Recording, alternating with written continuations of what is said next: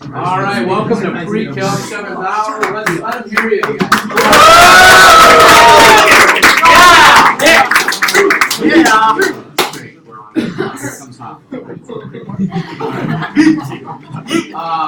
So, just for the record, this is recorded in a live studio classroom. Is this live stream? All the applause and questions are all pre-planned. So, Are you going to be able to do this? what we're gonna do is we gotta get through this in 15 minutes. We'll see what we can do. We might pause and stick around a little bit, but so this section is talking about rational functions. Okay, rational functions look like this. I can't remember what letters they use in the book. Maybe P and D. So it's like, nope, you gotta get on the marker there, Jim.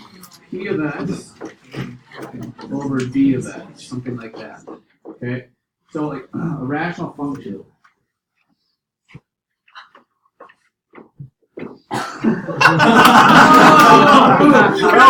We made it that far. We made it that far. Top button. See the cursor. Alright, well there's no top button on this stupid thing, so. Try again. I did the cursor. We've already wasted 1 minute 18.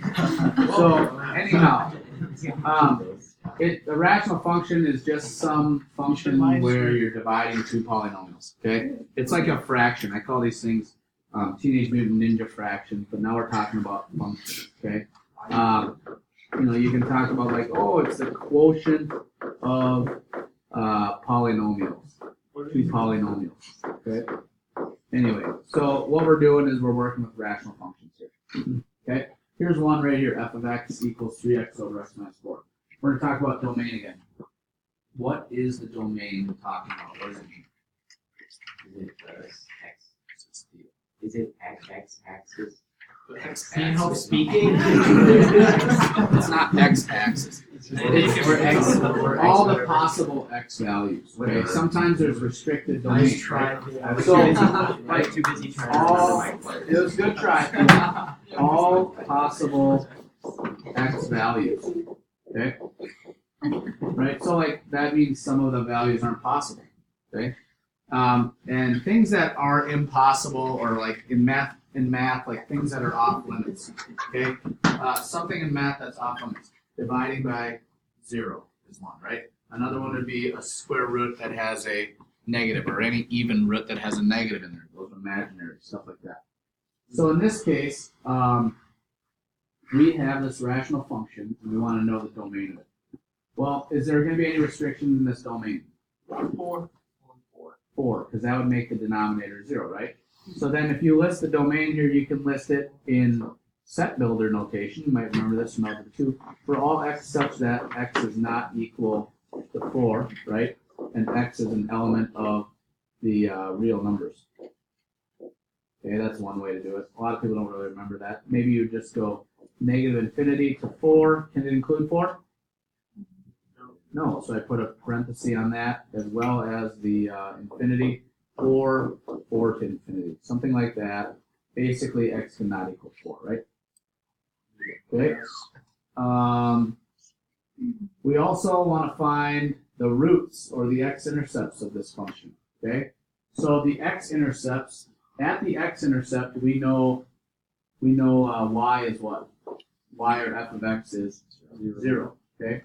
So if you put 0 in for f of x and you solve this, 0 equals 3x over x minus 4, and you have some like fraction there, you really only care about the numerator, right? If you were thinking about this is maybe a little extreme or overkill, but if you were thinking about this as a proportion and you solved it by cross products, guess what would happen if you do cross products there? 0. So it's basically saying the denominator doesn't really matter at all. So who cares about the denominator? Forget about it. Okay, so we want to know when is the numerator stuff equal to 0. In that case, it's going to be x equal to 0. Right? If you made a little mini equation out of it, it's like, when is 3x equal to 0? When x is 0. So that's your x-intercept. Your x-intercept is 0, 0. It's the origin of this.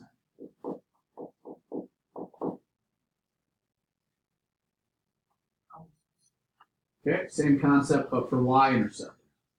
Y-intercept, we know that x is 0. Okay, so if you know x is 0, plug 0 in for x and solve for y. Okay, so if I put a 0 in for x, this is going to be 3 times 0 over 0 minus 4, which you probably see what this is going to equal, 0 over negative 4, which is 0. And it kind of makes sense because we already just had 0, 0 as our x-intercept. Well, that's also going to be a y-intercept. All right. Next page, we have a different function, same deal. A lot of times when you're working with rational functions, you want to have stuff in factored form because the factors are, a lot of times you're solving for 0 or you're simplifying stuff. So let's go ahead and just factor anything that we can factor. So that numerator, by the way, you guys are really all good at factoring, right? Yeah. If you get to pre-calc and you're not good at factoring, it's like, oh, get out. Watch out. This is gonna sting a bit. Okay? So you want to be good at factoring. You got x and x minus 2 plus 1 over x minus 1. Okay? Alrighty. Any restrictions in my domain? 1. So x cannot equal 1. Okay? Intercepts. Well, if I put a 0 in and I solve the numerator stuff, right? So for the 0, when is this numerator stuff going to equal 0? Well, that's why we have it factored, right? What are those two values that make my numerator 0? 2 or negative 1. So the x-intercepts then means that it's going to cross at 2, 0 and negative 1, 0.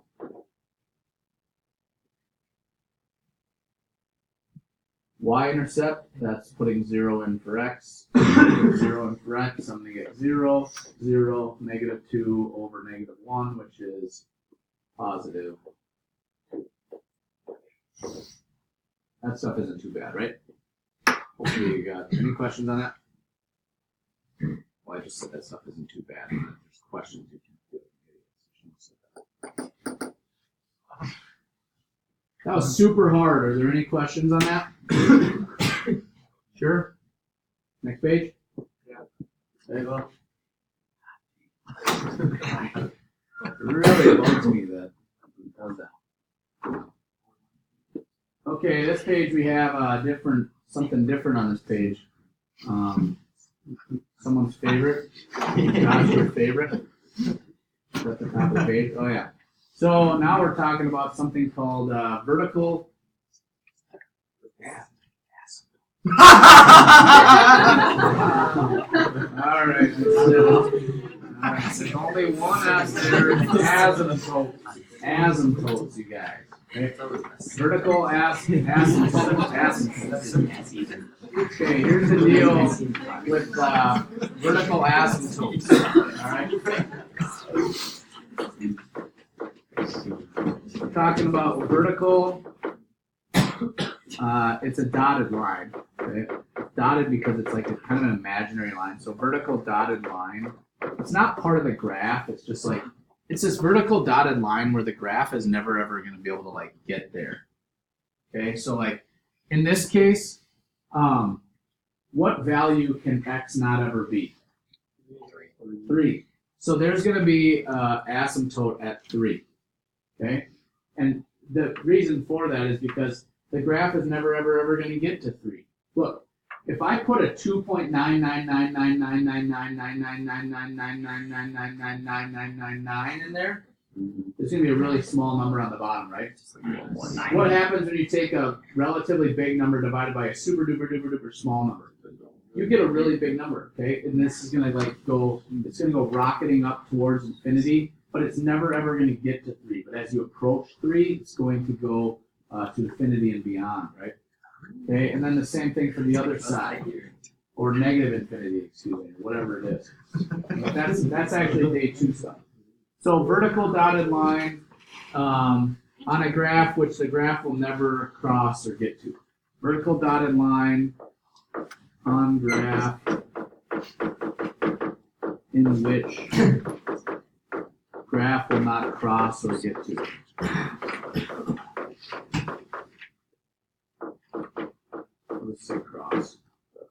know what I mean. Okay, here we have another rational function. It's going to have a vertical at x equals 3. Okay, so, if you looked at the graph of this, whatever, at the x value 3, there'd be like this imaginary dotted line, right? Okay, and the graph will there'll be some stuff on the left side here and some stuff on the right side, but it'll be doing separate things. It's not gonna be continuous and cross it. So you remember when we talked about graphs of polynomials and I talked about the roller coaster thing and how it was like continuous and there was no breaks? Now we have breaks. We have an asymptote that breaks this up. Okay.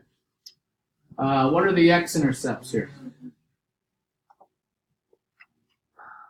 X-intercepts are where y equals 0, right? So if I put a 0 in for f of x or y, this is going to be 0 equals x plus 5 over x minus 3. Basically, that's all you're solving. Okay, but guess what the denominator stuff is? It doesn't matter. Who cares? If you did the cross product, it'd be times 0 anyways. So when is the numerator going to be 0? X equals -5. What that means is this graph crosses the x-axis at -5. It's an x-intercept. So I know that this graph is going to cross the x-axis at -5. And keep it track and stuff. Okay, what about the y-intercept? The y-intercept, that's where x is 0. What's the y value when x is 0? -5/3. 5 on the top, -3 on the bottom. -5. Okay, any questions on that page?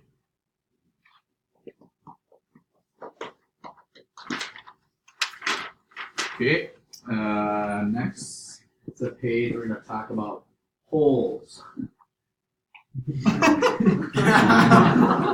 Why did you? Really? I giggled because I reminded myself of Mrs. Niebuhr when she would talk about, and I wouldn't expect this of her, she was a nice old lady, but she was talking about holes and asymptotes. Never It was like mathematically funny and appropriate.